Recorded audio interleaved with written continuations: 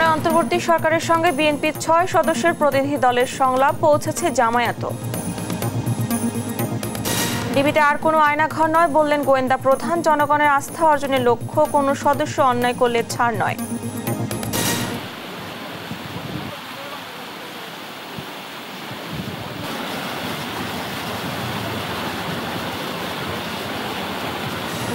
পাহাড়ি ঢলে শেরপুরের শতাধিক গ্রাম প্লাবিত, ৩ জনের মৃত্যু। ময়মনসিংহ অর্ধ শতাধিক গ্রামে বানের পানি, নেই মোবাইল নেটওয়ার্ক।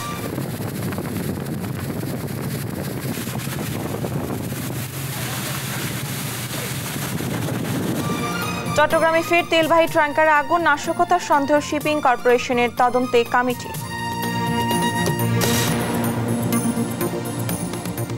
আমন্ত্রণ দেশ জনপদ সংবাদে, দেখছিলেন শিরোনামগুলো, সঙ্গে আছে আমি ডানা ইসলাম। এবার থাকছে বিস্তারিত। অন্তর্বর্তী সরকারের প্রধান উপদেষ্টার সঙ্গে তৃতীয় দফায় সংলাপের শেষে ব্রিফ করছেন বিএনপির মহাসচিব মির্জা ফখরুল ইসলাম আলমগীর। সরাসরি চলে যাচ্ছি সেখানে। তত্ত্বাবধায়ক সরকার আইন বাতিল করার মূল নায়ক ছিলেন, তার বিরুদ্ধে আমরা আইনগত ব্যবস্থা নেওয়ার কথা বলছি, রাষ্ট্রদ্রোহিতা অপরাধ। আমরা লক্ষ্য করেছি যে প্রশাসন থেকে অত্যন্ত দুর্ভাগ্যজনকভাবে এই প্রায় 2 মাস হতে চলেছে, আগামী 8 তারিখে 2 মাস হবে। এখন পর্যন্ত গত সরকারের আমলে, অর্থাৎ ফ্যাসিস্ট সরকারের আমলে যারা তাদের দোসর হয়ে কাজ করেছে, তাদেরকে সহায়তা করেছে এই লুটপাট, অনাচার, অত্যাচার, মানুষের উপরে নির্যাতন, গুম খুনের ব্যাপারে, গণহত্যার ব্যাপারে, তাদের অনেকেই, বেশিরভাগই এখনও পর্যন্ত বহাল তবিয়তে স্ব জায়গায় বহাল আছে। এদেরকে অবিলম্বে তাদেরকে সরিয়ে নিরপেক্ষ ব্যক্তিদের সেখানে আনার কথা আমরা বলেছি। আমরা বলেছি যে আপনার জেলা প্রশাসকের ব্যাপারে আপনারা লিখেছেন, পত্র লেখালেখি হয়েছে। এই 59 জন জেলা প্রশাসকের মধ্যে কী করে সেটা নিয়োগ করা হলো সেটা সম্পর্কে আমরা জানতে চেয়েছি। একই সঙ্গে যাদের বিরুদ্ধে অভিযোগ উঠেছে তাদেরকে নিয়োগ বাতিল করে দেওয়ার জন্য আমরা বলেছি। আমরা নতুন ফিটলিস্ট করার কথা বলেছি যোগ্য ব্যক্তিদের। আমরা চুক্তিভিত্তিক কিছু নিয়োগ বাতিল করার জন্য আমরা প্রস্তাব দিয়েছি। আমরা বিশেষ করে অন্তর্বর্তী সরকারের মধ্যেও 2-1 জন আছেন যারা অন্তর্বর্তী সরকার এবং আপনার যে গণ-অভ্যুত্থান বিপ্লবের যে মূল স্পিরিট সেটাকে ব্যাহত করছে, তাদেরকে সরানোর কথা বলেছি। আর আমরা যারা পদোন্নতি বঞ্চিত হয়েছে সরকারি কর্মকর্তা 15 বছর ধরে, তাদেরকে ভূতাপেক্ষ পদোন্নতি নিশ্চিত করার কথা আমরা বলেছি।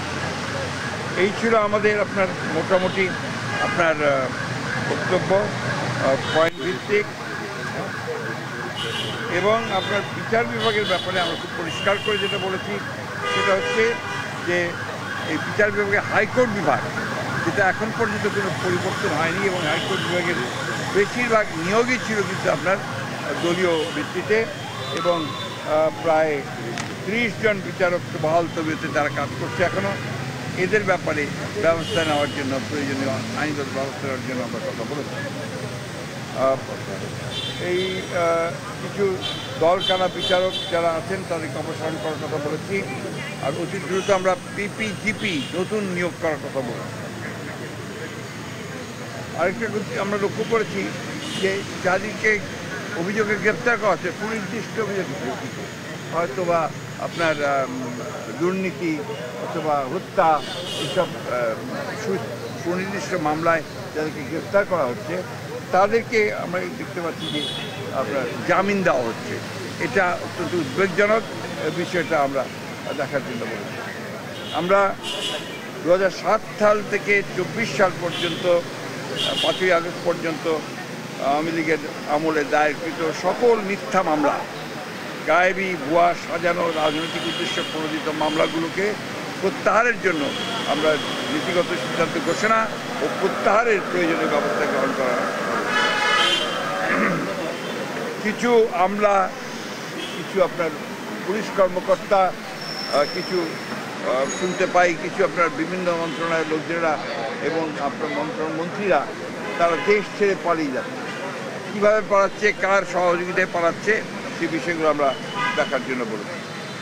আরেকটা বিষয় আমরা জোর দিয়ে বলেছি যে আজকে পতিত ফ্যাসিবাদী প্রধান শেখ হাসিনা ভারতে আছে, ভারতের থেকে তাকে কেন্দ্র করে তার মাধ্যমে যে সমস্ত ক্যাম্পেইন চলছে, প্রচারণা চলছে, যে অপপ্রচার চলছে, সেই বিষয়গুলো বুঝতে পারছি এই জন্য যে ভারতে আছে।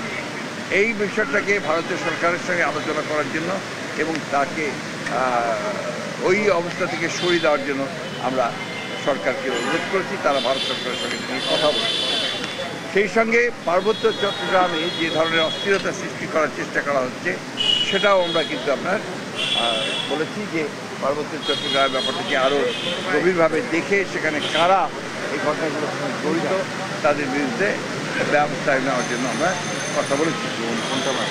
আরেকটি কথা আমি বলি যে আপনার গুম খুনের সঙ্গে যারা জড়িত তারা এখনও ধরাছোঁয়ার বাইরে, তাদেরকে খুব কম, একমাত্র জিয়াউল হাসান ছাড়া আর কাউকেই ধরা হয়।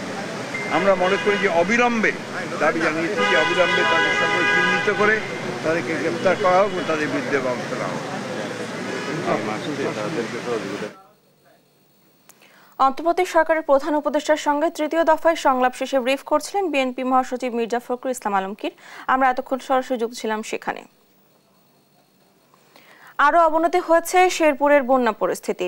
মৃত্যু হয়েছে ৩ জনের, প্লাবিত শতাধিক গ্রাম, পানিবন্দী ১ লাখেরও বেশি মানুষ। প্রবল স্রোতে ভেঙে গেছে শেরপুর তিনানি লালিতাবাড়ি আঞ্চলিক সড়ক, ঢাকার সঙ্গে বিচ্ছিন্ন লালিতাবাড়ির সড়ক যোগাযোগ। এদিকে ময়মনসিংহের ধোবাউড়ায় নেতাই নদের বাঁধ ভেঙে প্লাবিত ৫০টির বেশি গ্রাম। বিদ্যুৎ বিচ্ছিন্ন হয়ে পড়ায় মোবাইল নেটওয়ার্কও নেই এসব এলাকায়। সহকর্মীদের তথ্য ছবিতে আপন রিপোর্ট। অব্যাহত উজানের ঢল আর ভারী বৃষ্টিতে শনিবার সকাল থেকে আবারও বেড়েছে শেরপুরের বন্যার পানি। প্লাবিত হচ্ছে নতুন নতুন এলাকা। প্রবল স্রোতে ভেঙে গেছে শেরপুর তিনানি নালিতাবাড়ি আঞ্চলিক সড়ক। এছাড়া পানিতে তলিয়েছে নালিতাবাড়ি ময়মনসিংহ আঞ্চলিক মহাসড়ক। বন্ধ হয়ে গেছে যান চলাচল। ঢাকার সঙ্গে বিচ্ছিন্ন শেরপুর হয়ে নালিতাবাড়ির সড়ক যোগাযোগ।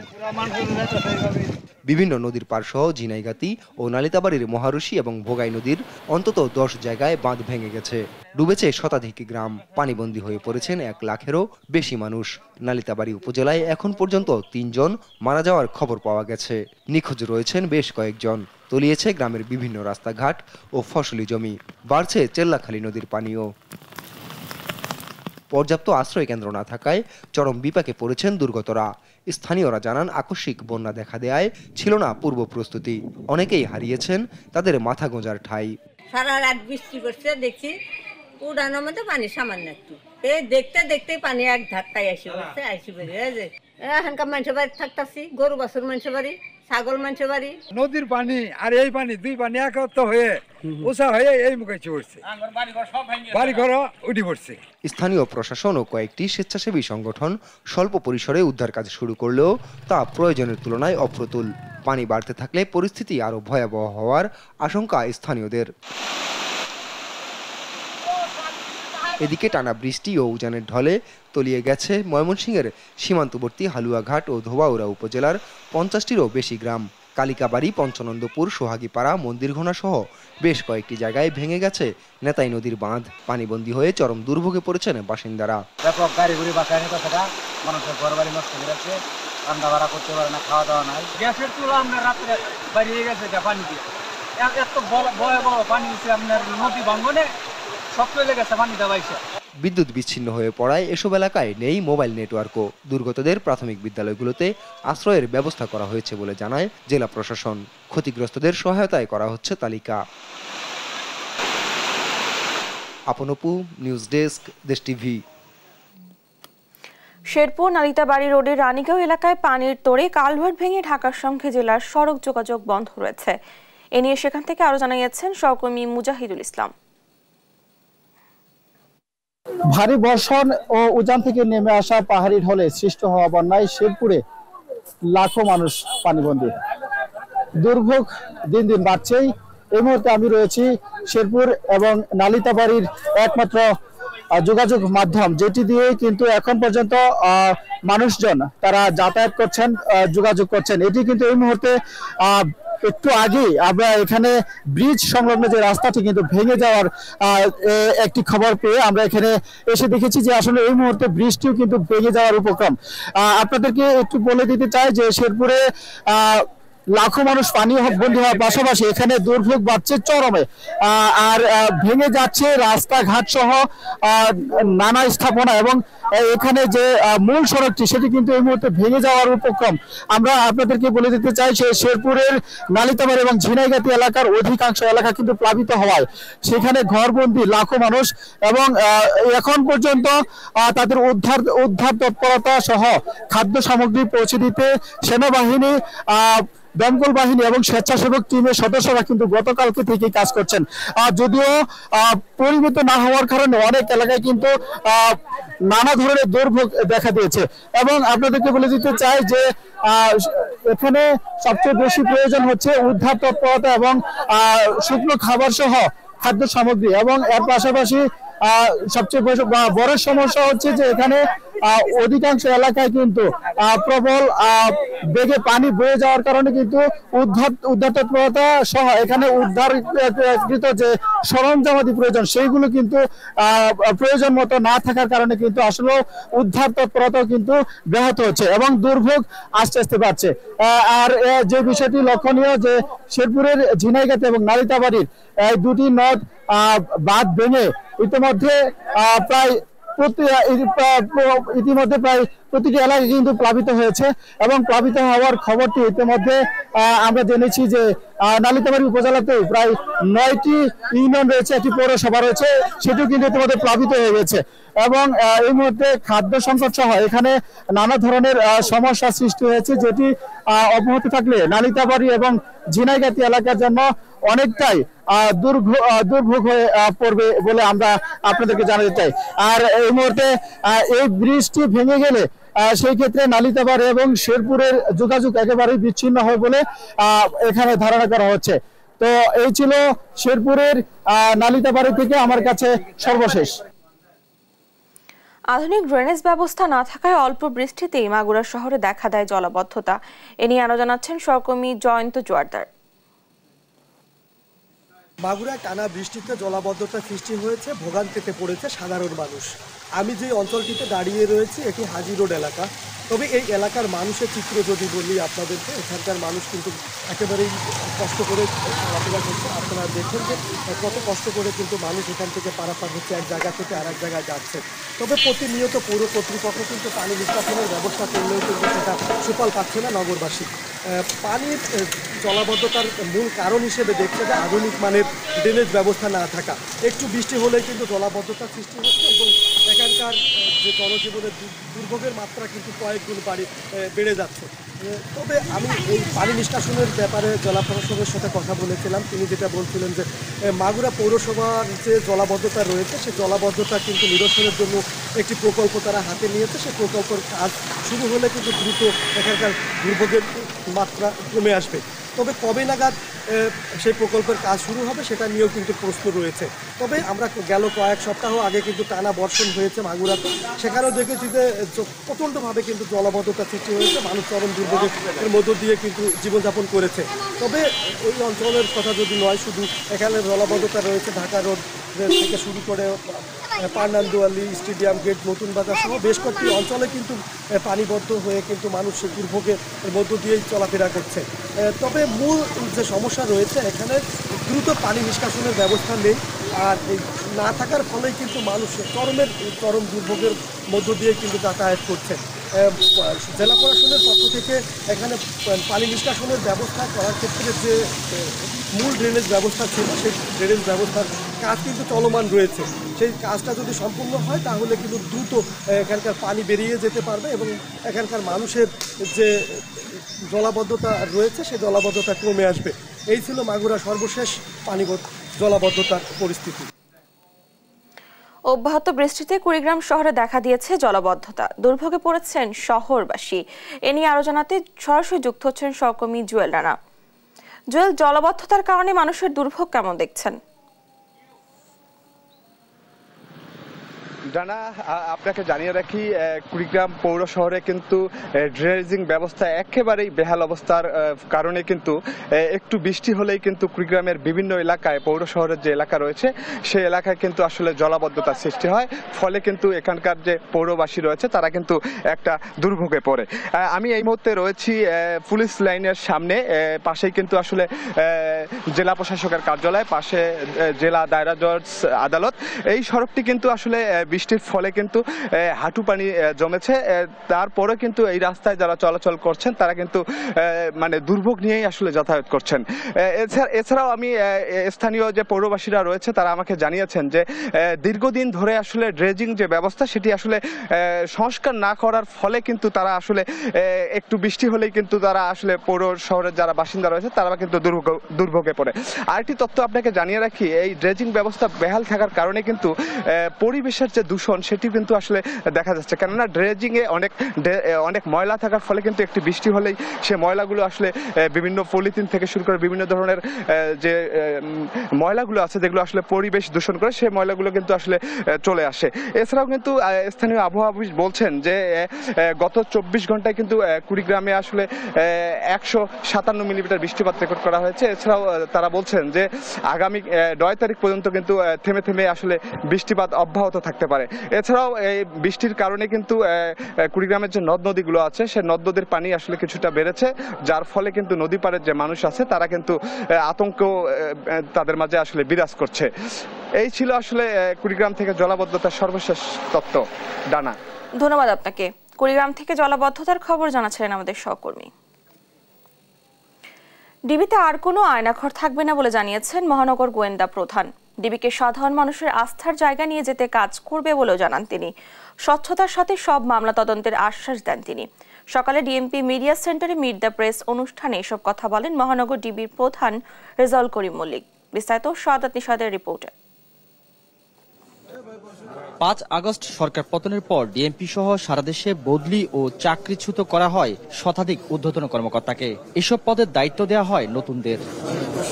এর মধ্যে ঢাকা মহানগর গোয়েন্দা পুলিশের অতিরিক্ত পুলিশের দায়িত্ব পান রেজাউল করিম মল্লিক। সকালে মিডিয়া সেন্টারে সংবাদ সম্মেলনে তিনি বলেন, ডিবির কলঙ্কিত অধ্যায় শেষ, আসামিদের আর হয়রানি করা হবে না জানিয়ে তিনি বলেন, ডিবিতে মানুষ ন্যায় বিচার পাবে, ডিবি আর নায়ক নায়িকার আড্ডাখানা হবে না বলেও জানান তিনি।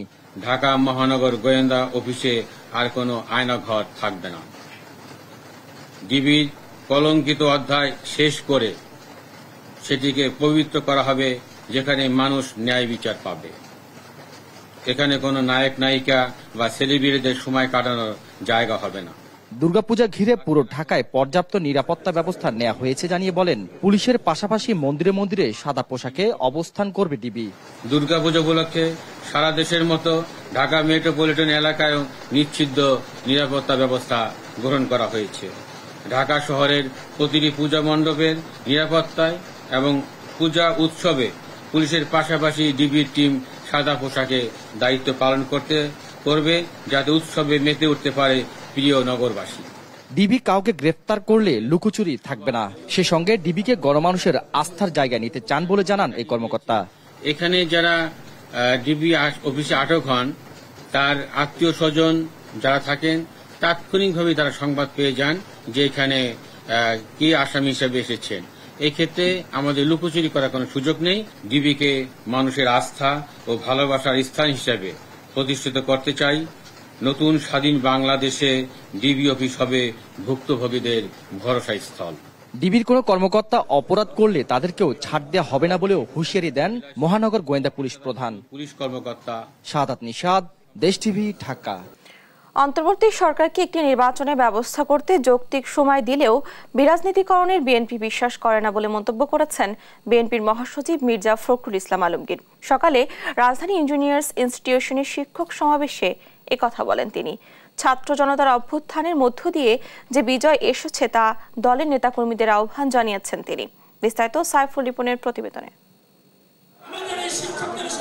বিশ্ব শিক্ষক দিবস উপলক্ষে শিক্ষক কর্মচারীদের চাকরি জাতীয়করণ ও বৈষম্যহীন শিক্ষা ব্যবস্থা গড়ে তোলার দাবি নিয়ে রাজধানীর ইঞ্জিনিয়ার্স ইনস্টিটিউশনে শিক্ষক সমাবেশের আয়োজন করে শিক্ষক কর্মচারী ঐক্যজোট। সংসদ নির্বাচনে আমাদেরকে 3% কোটা দিতে হবে। সমাবেশে বক্তারা বলেন, 16 বছরে ফ্যাসিবাদের জাতাকলে হারিয়ে যাওয়া মূল্যবোধ ফিরিয়ে আনতে নতুন সামাজিক চুক্তির দিকে যেতে হবে, আর নতুন বাংলাদেশ গড়তে প্রয়োজন নতুন রাজনৈতিক বন্দোবস্ত। আজকের এই পরিবর্তিত পরিস্থিতিতে আমরা সকলেই বলছি, আগামী নতুন বাংলাদেশ বিনির্মাণ করার জন্য আমাদের একটা নতুন রাজনৈতিক বন্দোবস্ত দরকার, আমাদের একটা নতুন সামাজিক চুক্তি দরকার। প্রধান অতিথির বক্তব্যে বিএনপি মহাসচিব মির্জা ফখরুল ইসলাম আলমগীর বলেন, ছাত্র জনতার আন্দোলনের মধ্য দিয়ে যে বিজয় এসেছে তা কাজে লাগাতে না পারলে দেশ ও জাতি ব্যর্থ হবে। এই সুযোগটা কাজে লাগান, আমরা যেন হাওয়ার মধ্যে না উঠতে থাকি যে আমরা ক্ষমতা এসে গেছি।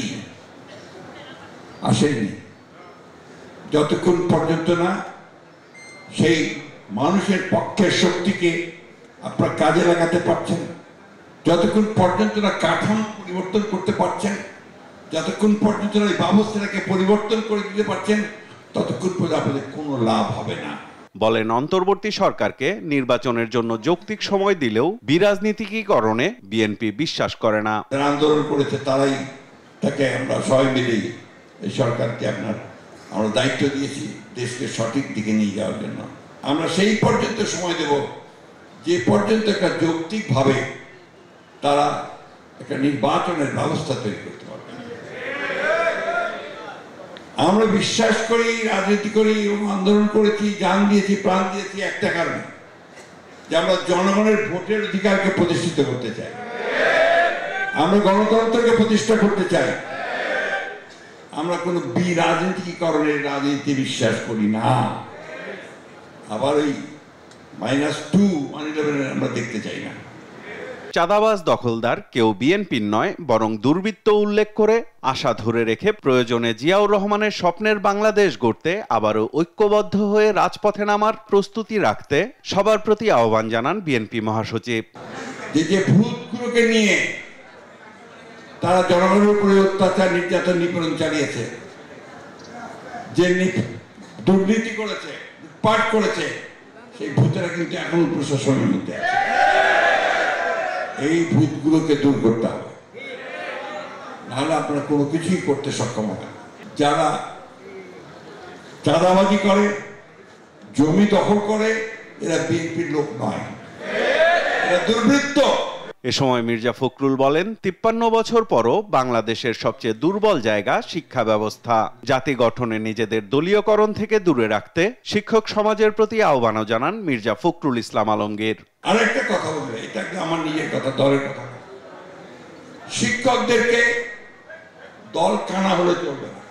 সাইফুল রিপন, দেশ টিভি, ঢাকা।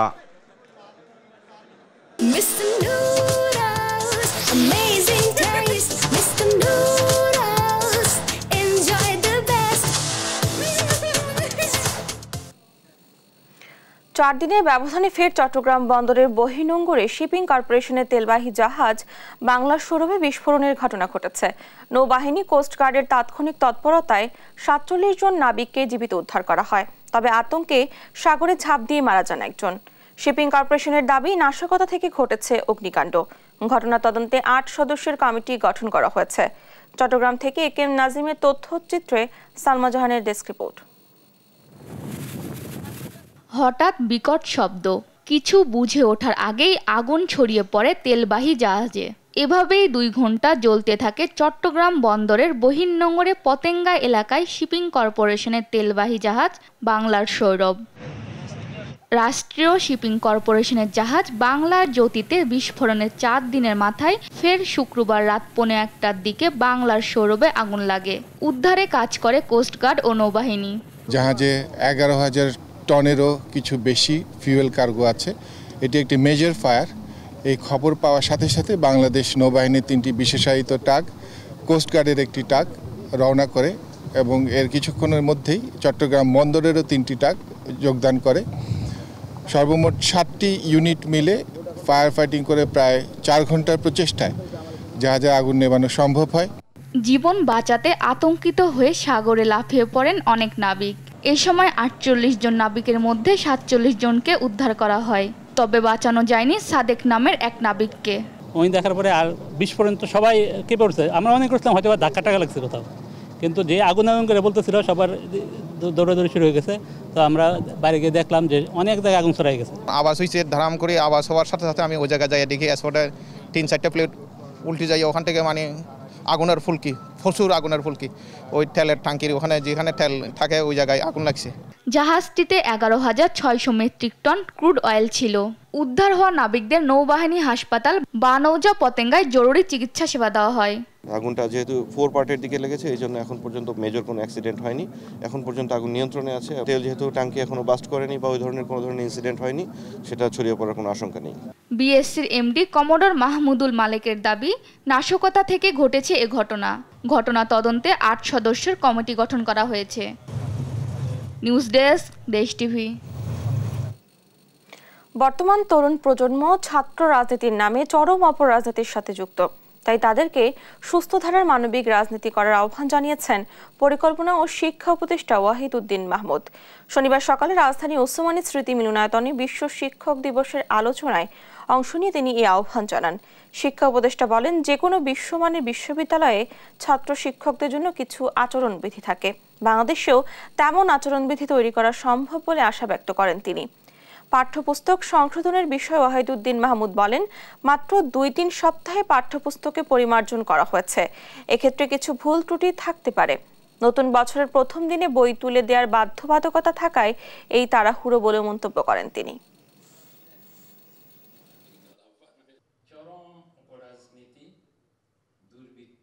ঘনিয়ে আসছে শারদীয় দুর্গোৎসব। দেশ জুড়ে বেড়েছে ব্যস্ততা। শেষ মুহূর্তে রং তুলির ছোঁয়ায় কারিগররা ফুটিয়ে তুলেছেন দেবী দুর্গার সৌন্দর্য। ধর্মীয় নেতারা জানায়, এবারও দুর্গাপূজার উৎসবমুখর পরিবেশে আয়োজনে নেওয়া হয়েছে প্রস্তুতি। জোরদার করা হচ্ছে নিরাপত্তা ব্যবস্থা। সহকর্মীদের তথ্য ছবিতে আপন রিপোর্ট। শারদীয় দুর্গোৎসবের আর মাত্র কয়েকদিন বাকি।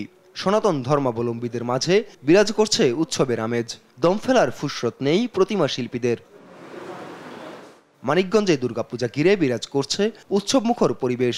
বিভিন্ন মণ্ডপ ঘুরে দেখা যায় নিপুণ হাতের ছোঁয়ায় কারিগররা ফুটিয়ে তুলছেন দুর্গা, লক্ষ্মী, সরস্বতী, গণেশ, কার্তিক ও অসুরের প্রতিমা। বিভিন্ন অনুষ্ঠানমালার মধ্য দিয়ে আমাদের এই মন্দিরে আমরা উৎসব পালন করি। এবারও ঠিক একইভাবে আমরা পালন করব, এই প্রত্যাশা আমাদের রয়েছে। অধিক নিরাপত্তার জন্য আমরা সিসিটিভির ব্যবস্থা করেছি। এটা সার্বক্ষণিক, আমাদের 24 ঘন্টায় এটা সচল আছে।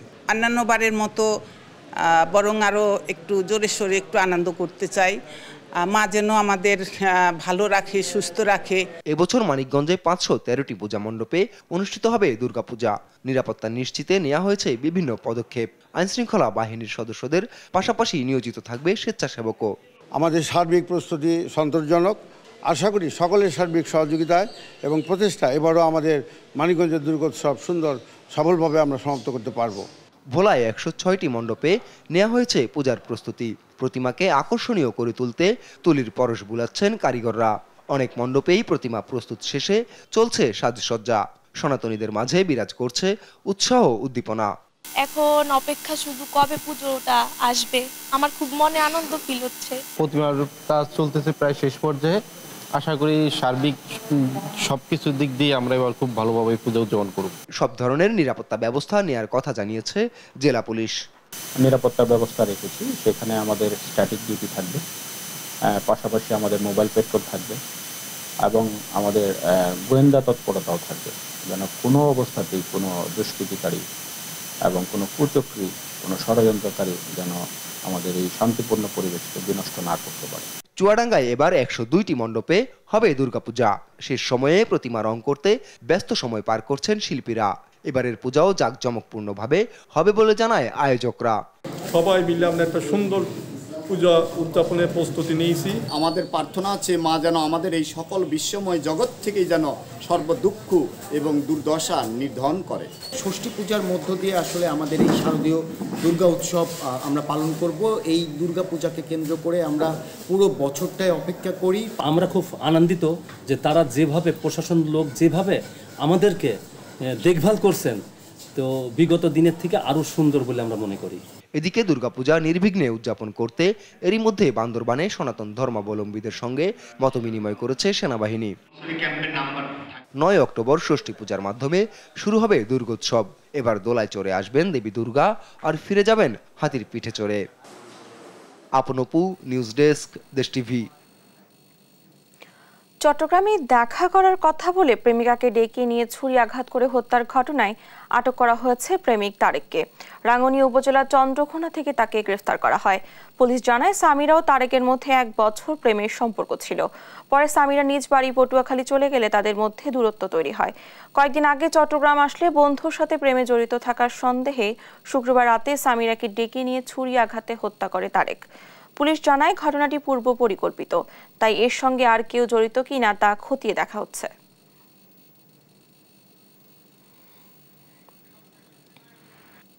তার সাথে কেন সম্পর্ক রাখা হবে না, তার কোনো বিষয়ে কমতি আছে নাকি, বা তার সাথে কেন সম্পর্ক, এই বিষয়ে তাদের মধ্যে ঝগড়ার এক পর্যায়ে সে তাকে ছুরি দিয়ে গলায় আঘাত করতে করতে হত্যা করে। পুলিশ এই হত্যাকাণ্ডের 6 ঘন্টার মধ্যে রাত আনুমানিক 3টার সময় তার নানার বাড়ি চন্দ্রকোনা থেকে তাকে আটক করে। টাঙ্গাইলে অনলাইনে জুয়া খেলা নিয়ে সালিশি বৈঠকে একজনকে কুপিয়ে হত্যার ঘটনা ঘটেছে। এই ঘটনায় নিহতের বাবা সহ আহত হয়েছেন আরও 5 জন। শুক্রবার বিকেলে উপজেলার মাটিকাটা এলাকায় নিকরাইল ইউনিয়ন পরিষদ সংলগ্ন ব্রিজ পাড়ে এই ঘটনা ঘটে। হত্যায় জড়িত থাকার অভিযোগে হালিম নামে একজনকে আটক করে পুলিশ। নিহত মুসলিমের স্বজনরা জানায় মাটিকাটা গ্রামের রাকিব ও সুজনের ভাগিনার সাথে অনলাইন জুয়ার ডিলার নয়নের জুয়ার টাকা নিয়ে বিরোধ হয়। এ নিয়ে শুক্রবার বিকেলে মাটিকাটা ব্রিজ পাড়ে সালিশি বৈঠক বসলে সেখানে শুরু হয় বিশৃঙ্খলা।